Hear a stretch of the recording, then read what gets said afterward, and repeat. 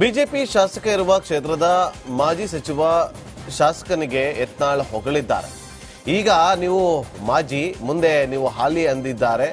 ಇದು Basavanagouda Yatnal guarantee warranty ಅಂತ ಹೇಳುವ ಮೂಲಕ ಕ್ಷೇತ್ರದ ಬಿಜೆಪಿ ಶಾಸಕನಿಗೆ ಅಚ್ಚರಿ ಮೂಡಿಸಿದ್ದಾರೆ.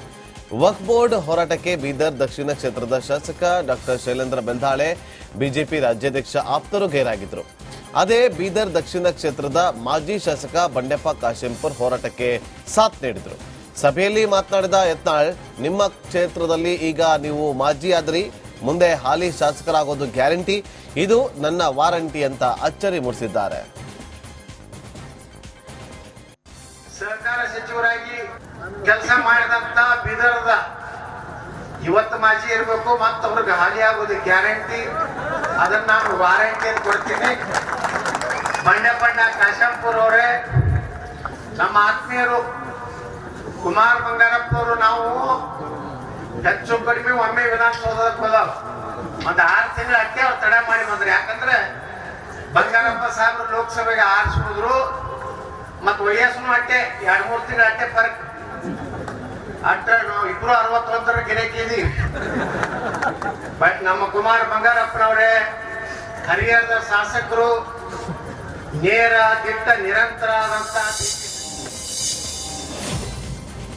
ಕೋಲಾರ ಜಿಲ್ಲೆಯಲ್ಲಿ ಕೌಶಲ ಆಧಾರಿತ ಕೇಂದ್ರ ಸ್ಥಾಪನೆಗೆ ಅನುದಾನ ಬಿಡುಗಡೆಗೆ ಸಚಿವರು ಮನವಿಯನ್ನ ಮಾಡಿದ್ದಾರೆ. ಆಹಾರ ಸಚಿವ ಕೆಎಚ್ ಮುನಿಯಪ್ಪ ಅವರು ಕೇಂದ್ರ ಉದ್ಯೋಗ ಖಾತೆ ಸಚಿವೆ ಶೋಭಾ ಕರಂದ್ಲಾಜೆ ಅವರನ್ನ ಭೇಟಿ ಮಾಡಿ ಮನವಿಯನ್ನ ಮಾಡಿದ್ದಾರೆ.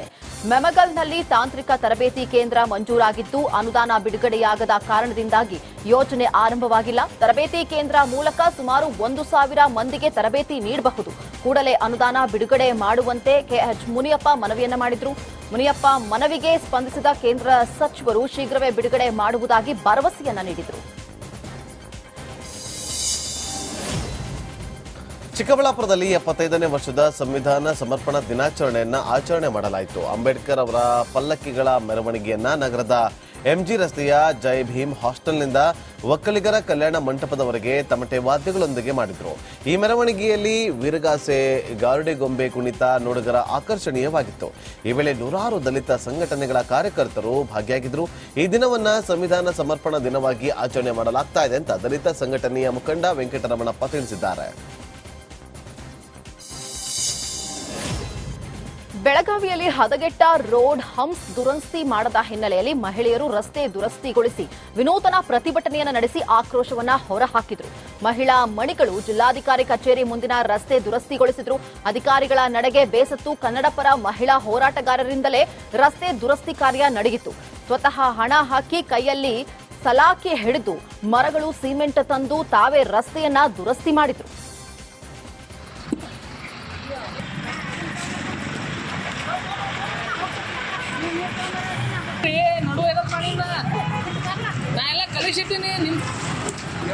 ಬೆಳಗಾವಿಯಲ್ಲಿ ನೀವು ನೋಡ್ತಾ ಇರಬಹುದು ಡಿಸಿ ಆಫೀಸ್ ಹತ್ರ ಇಲ್ಲಿ ಒಂದು ರೋಡ್ ಬ್ರೇಕರ್ ಇದೆ. ಎಲ್ಲ ತೆಗ್ಗ ದಿನ್ನಿಗಳು ಜಾಸ್ತಿ ಆಗಿದಾವ. ಇದನ್ನೆಲ್ಲ ನೋಡ್ತಾ ಇದ್ರೆ ಈಗ ಅಧಿವೇಶನ ಚಾಲು ಆಗ್ತಾ ಇದೆ 9 ತಾರೀಕು. ಎಲ್ಲ ಸರ್ಕಾರನೇ ಇಲ್ಲೇ ಇರ್ತದೆ ನಮ್ಮ ಬೆಳಗಾವಿದಾಗ. ಇವಾಗಲಾದ್ರೂ ನಮ್ಮ ಸರ್ಕಾರದವ್ರ ಈ ರೋಡ್ಗಳನ್ನ ಒಂದ್ ಸ್ವಲ್ಪ ರಿಪೇರಿ ಮಾಡಬೇಕಿತ್ತು. ಇನ್ನೂವರೆಗೆ ಯಾವುದೇ ತರ ರಿಪೇರಿಗಳನ್ನ ಮಾಡ್ತಾ ಇಲ್ಲ. ಅದಕ್ಕೋಸ್ಕರ ನಾವು ಎಲ್ಲ ಹೆಣ್ಮಕ್ಳು ಕೂಡಿ ಇವತ್ತು ಕನ್ನಡ ಪರ ಹೋರಾಟಗಾರ ನಾವು ಹೆಣ್ಮಕ್ಳು ಕೂಡಿ ಆ ತೆಗ್ಗ ದಿನ್ನಿಗಳನ್ನ ಮುಚ್ಚುವಂತ ಕಾರ್ಯನ ಮಾಡ್ತಾ ಇದೀವಿ. ಬೆಳಗಾವಿಯಲ್ಲಿ ನೀವು ನೋಡ್ತಾ ಇರಬಹುದು ಡಿಸಿ ಬಂಗಾಳಕೊಲ್ಲಿಯಲ್ಲಿ ವಾಯುಭಾರ ಕುಸಿತ, ರಾಜ್ಯದಲ್ಲಿ ಮಳೆಯಾಗಲಿದೆ. ಹವಾಮಾನ ಇಲಾಖೆ ಪೆಂಗಲ್ ಚಂಡಮಾರುತದ ಎಚ್ಚರಿಕೆಯನ್ನು ಕೊಟ್ಟಿದೆ. ಪೆಂಗಲ್ ಚಂಡಮಾರುತ ಇಂದು ಕರ್ನಾಟಕಕ್ಕೆ ಎಂಟ್ರಿ ಕೊಡಲಿದೆ. ಇದರಿಂದಾಗಿ ಇಂದು ರಾಜ್ಯದ ಹಲವೆಡೆ ಭಾರೀ ಮಳೆಯಾಗಲಿದೆ ಅಂತ ಮುನ್ಸೂಚನೆ ನೀಡಿದ್ದಾರೆ. ಕೆಲವೇ ಗಂಟೆಗಳಲ್ಲಿ ರಾಜ್ಯಕ್ಕೆ ಪೆಂಗಲ್ ಚಂಡಮಾರುತ ಅಪ್ಪಳಿಸಲಿದ್ದು ಕರಾವಳಿ ಭಾಗದಲ್ಲಿ ಮಳೆ ಆರ್ಭಟ. ಮುಂದಿನ 4-5 ದಿನಗಳಲ್ಲಿ ಭಾರೀ ಮಳೆ ಸಾಧ್ಯತೆ ಇದೆ. ಸಂಚಾರ ನಿರ್ಬಂಧಿಸಲಾಗಿರುವ ಕಿರುಸೇತುವೆಗೆ ಪರ್ಯಾಯವಾಗಿ ಮಣ್ಣಿನ ತಾತ್ಕಾಲಿಕ ರಸ್ತೆ ನಿರ್ಮಿಸುವಂತೆ ಆಗ್ರಹಿಸಿ ಪ್ರೊಟೆಸ್ಟ್ ಮಾಡಲಾಯಿತು. ಮಂಗಳೂರು ಹೊರವಲಯದ ಉಳಾಯಿ ಬೆಟ್ಟು ಕಿರುಸೇತುವೆಯಲ್ಲಿ ಘನವಾಹನ ಸಂಚಾರ ನಿಷೇಧಿಸಿ 6 ತಿಂಗಳಾಗಿದೆ. ಇದರಿಂದ ಸ್ಥಳೀಯರು ಸಂಕಷ್ಟಕ್ಕೊಳಗಾಗಿದ್ದಾರೆ. ಜಿಲ್ಲಾಡಳಿತ ಕಿರುಸೇತುವೆ ನಿರ್ಮಿಸುವ ಭರವಸೆಯನ್ನ ನೀಡ್ತಾದ್ರೂ ಈವರೆಗೆ ಯಾವುದೇ ಕೆಲಸ ಆಗಿಲ್ಲ. ಅಲ್ಲದೆ ಗ್ರಾಮಸ್ಥರ ಮನವಿಗಳಿಗೂ ಅಧಿಕಾರಿಗಳು ಸರಿಯಾಗಿ ಸ್ಪಂದಿಸ್ತಾ ಇಲ್ಲ ಅಂತ ಹೇಳಿ ಜನ ಆಕ್ರೋಶವನ್ನ ಹೊರಹಾಕಿದ್ದಾರೆ. ಭೋವಿ ನಿಗಮ ಹಗರಣದ ತನಿಖೆ ಎದುರಿಸಿದ ಉದ್ಯಮಿ ಹಾಗೂ ವಕೀಲೆ ಜೀವಾ ನವೆಂಬರ್ 22ರಂದು ಆತ್ಮಹತ್ಯೆ ಮಾಡಿಕೊಂಡಿದ್ರು. ಸಿಐಡಿ ಡಿವೈಎಸ್ಪಿ ಕನಕಲಕ್ಷ್ಮಿ ಕಿರುಕುಳ ನೀಡಿದ ಬಗ್ಗೆ ಜೀವ ಡೆತ್ ನೋಟ್ನಲ್ಲಿ ಬರೆದ ಪರಿಣಾಮ ಪ್ರಕರಣವನ್ನ ಸಿಸಿಬಿಗೆ ವರ್ಗಾವಣೆ ಮಾಡಲಾಗಿದೆ. ತನಿಖೆಗೆ ಸ್ಟೇ ಕೋರಿ ಹೈಕೋರ್ಟ್ಗೆ ಡಿವೈಎಸ್ಪಿ ಕನಕಲಕ್ಷ್ಮಿ ಪರ ವಕೀಲ ವೆಂಕಟೇಶ ದಳವಾಯಿ ಅರ್ಜಿ ಸಲ್ಲಿಸಿದ್ದಾರೆ. ಇಂದು ಹೈಕೋರ್ಟ್ನಲ್ಲಿ ವಿಚಾರಣೆ ನಡೆಯಲಿದೆ.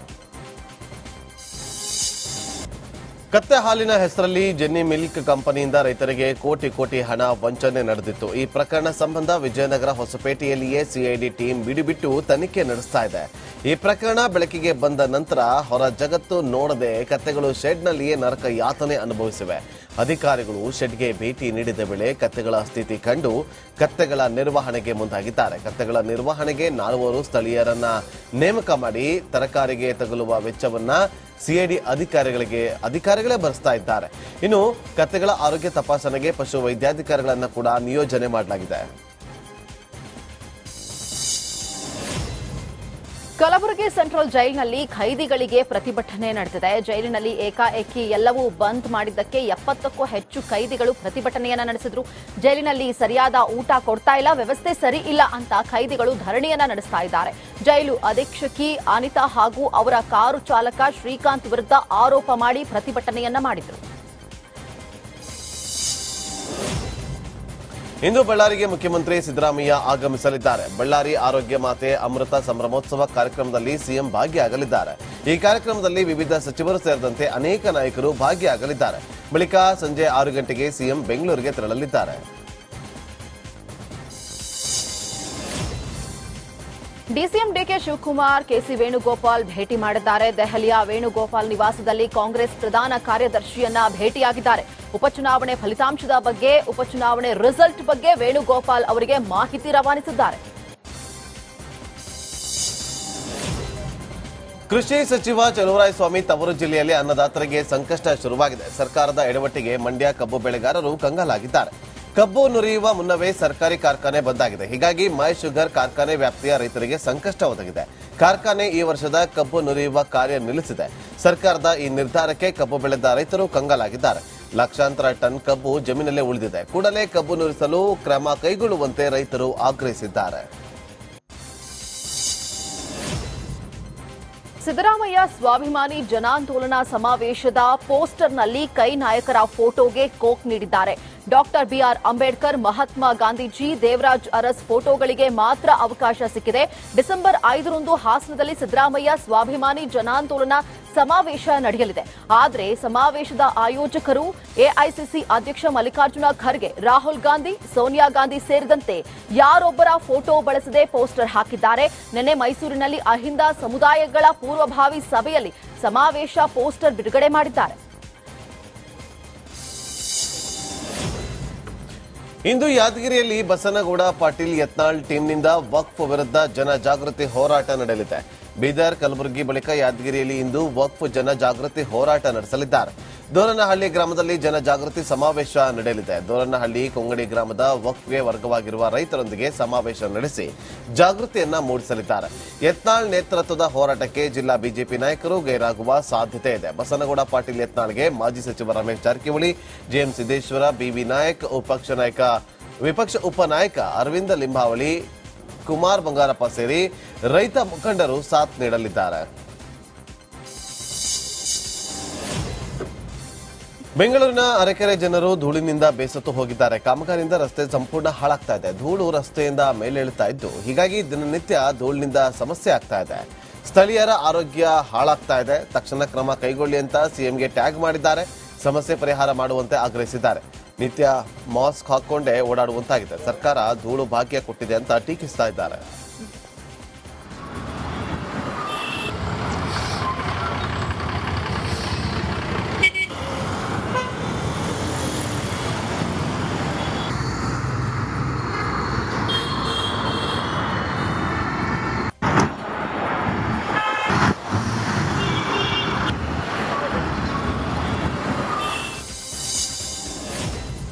ಬೆಳಗಾವಿ ಅಧಿವೇಶನದ ವೇಳೆ ಪಂಚಮಸಾಲಿ ಶ್ರೀ ಬೃಹತ್ ಹೋರಾಟಕ್ಕೆ ಸಜ್ಜಾಗಿದ್ದಾರೆ. ಪಂಚಮಸಾಲಿ ಸಮಾಜಕ್ಕೆ 2A ಮೀಸಲಾತಿ ನೀಡುವಂತೆ ಆಗ್ರಹಿಸಿ ಚಳಿಗಾಲ ಅಧಿವೇಶನ ವೇಳೆ ಸುವರ್ಣಸೌಧ ಮುತ್ತಿಗೆ ಹಾಕೋದಕ್ಕೆ ಸಜ್ಜಾಗ್ತಿದ್ದಾರೆ. ಇತ್ತ ಪಂಚಮಸಾಲಿ ಹೋರಾಟ ನಡೆಸದಂತೆ ಸ್ವಾಮೀಜಿ ಮನವೊಲಿಕೆಗೆ ಸರ್ಕಾರ ಕಸರತ್ತನ್ನ ನಡೆಸ್ತಾ ಇದೆ.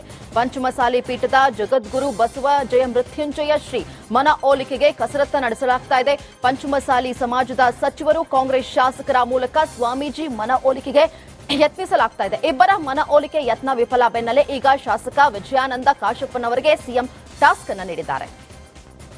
ಯಾವಾಗ ನಮ್ಮ ಪಂಚಮಸಾಲಿ ಅಡ್ವೊಕೇಟ್ ಪರಿಷತ್ತಿನ ಭಾಳ ದೊಡ್ಡ ಸಮಾವೇಶವನ್ನು ಬೆಳಗಾವಿಯಲ್ಲಿ ಮಾಡಿದಾಗ ನಮ್ಮ ವಕೀಲರ ಹೋರಾಟಕ್ಕೆ ಮಾಡಿದ ಮಾನ್ಯ ಮುಖ್ಯಮಂತ್ರಿಗಳು ಅಕ್ಟೋಬರ್ 18ನೇ ತಾರೀಕಿಗೆ ತಮ್ಮ ಗೃಹ ಕಚೇರಿಯಲ್ಲಿ ಭಾಳ ದೊಡ್ಡ ಸಭೆಯನ್ನು ಮಾಡಿದರು. 2 ತಾಸು ತುಂಬ ಚೆನ್ನಾಗಿ ಮುಕ್ತವಾಗಿ ಚರ್ಚೆ ಮಾಡಿದರು. ನಮ್ಮ ವಕೀಲರು ಸಹ ಸಮಾಜದ ಜನರ ಪರವಾಗಿ ಸಮರ್ಥನವಾಗಿರ್ತಕ್ಕಂಥ ವಾದ ಮಂಡನೆ ಮಾಡಿದರು. ಆದರೆ ವಿಷಾದನೀಯ ಸಂಗತಿ ಅಂದರೆ ಅವತ್ತು ಮುಖ್ಯಮಂತ್ರಿಗಳಿಂದ ಯಾವ ಭರವಸೆ ಸಿಗುತ್ತೆ ಅಂತ ಅಂದ್ಕೊಂಡಿದ್ವಿ, ಯಾವ ಸ್ಪಂದನೆ ಸಿಗುತ್ತೆ ಅಂತ ಅಂದ್ಕೊಂಡಿದ್ವಿ, ಆ ಸ್ಪಂದನೆ ಸಿಗಲಿಲ್ಲ. ಅವರು ಉಪಚುನಾವಣೆಗಳನ್ನ ನೆಪ ಮಾಡಿಕೊಂಡ್ರು.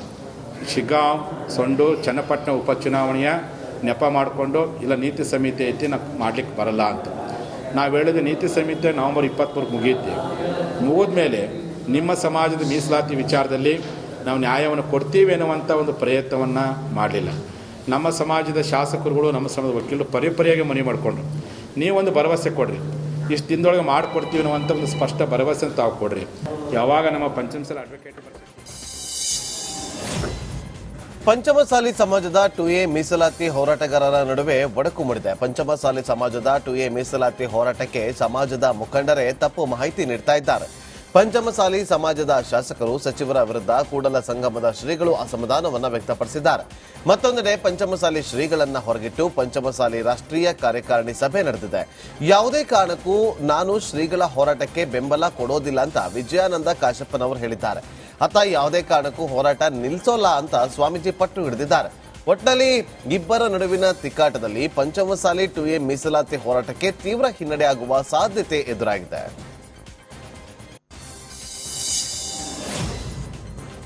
ಆರ್ಸಿಬಿ ಮ್ಯಾನೇಜ್ಮೆಂಟ್ ವಿರುದ್ಧ ಆರ್ಸಿಬಿ ಅಭಿಮಾನಿಗಳು ಸಿಡಿದೆದ್ದಿದ್ದಾರೆ. ಆರ್ಸಿಬಿ ಟೀಮ್ ಅನ್ನ ಅಭಿಮಾನಿಗಳೇ ಖರೀದಿಸುತ್ತಾರಂತೆ. All India RCB team fans ಅಸೋಸಿಯೇಷನ್ನಿಂದ ಆರ್ಸಿಬಿ ಟೀಮ್ ಖರೀದಿಸುವುದಕ್ಕೆ ಪ್ಲಾನ್ ಮಾಡಿದೆಯಂತೆ. ಈ ರೀತಿ ಮಳವಳ್ಳಿ ಆರ್ಸಿಬಿ ಫ್ಯಾನ್ಸ್ ಪೋಸ್ಟ್ ಸಖತ್ ವೈರಲ್ ಆಗ್ತಾ ಇದೆ. ಟೀಮ್ ನಮ್ದೇ, ಕಪ್ಪು ನಮ್ದೇ ಎಂಬ ಧ್ಯೇಯ ವಾಕ್ಯದೊಂದಿಗೆ ಆರ್ಸಿಬಿ ಮಾಲೀಕತ್ವ ಪಡೆಯುತ್ತಾರಂತೆ ಎನ್ನುವ ಪೋಸ್ಟರ್ ಹಾಕಿದ್ದಾರೆ. ಇದು ಅಸಾಧ್ಯವಾದರೂ ಪೋಸ್ಟರ್ ಅಭಿಮಾನಿಗಳ ಗಮನ ಸೆಳೆತಾ ಇದೆ. ಪ್ರಮುಖ ಆಟಗಾರರನ್ನ ಖರೀದಿಸದಕ್ಕೆ ಫ್ಯಾನ್ ಆಕ್ರೋಶವನ್ನು ವ್ಯಕ್ತಪಡಿಸಿದ್ದಾರೆ. 10 ಲಕ್ಷ ಆರ್ಸಿಬಿ ಅಭಿಮಾನಿಗಳಿಂದ ತಲಾ 10,000ದಂತೆ ಶೇರ್ ಹಣ ಸಂಗ್ರಹ ಆಗಿದೆ.